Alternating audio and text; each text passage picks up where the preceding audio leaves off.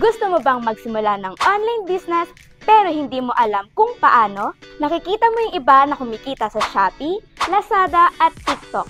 Pero naiisip mo rin ba paano nila nagagawa yon?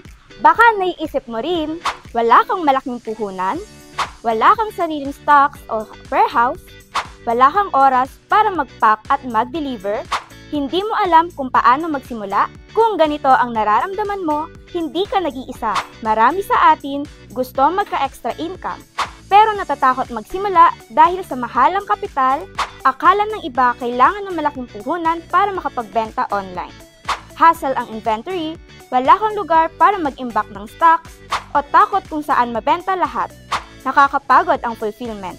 Ayaw mong ma-stress sa pagbabalot at pag-ship ng products. Di alam paano i-market, baka iniisip mo na kailangan ng matinding experience sa pagbebenta. At dahil dito, natutulala na lang tayo, habang yung iba kumikita na. Pero alam mo ba, may paraan para makapagsimula ng online business? Walang malaking puhunan at walang hassle. Gusto ko ipakilala sa inyo si Bilis Benta, ang pinakamadaling paraan para magsimula ng online business mo. Sa Bilis Benta, hindi mo na kailangan ng sariling puhunan sa stocks. Wala ka na ding intindihing inventory at deliveries. Kami na ang bahala sa pag-pack at pag-ship ng orders mo.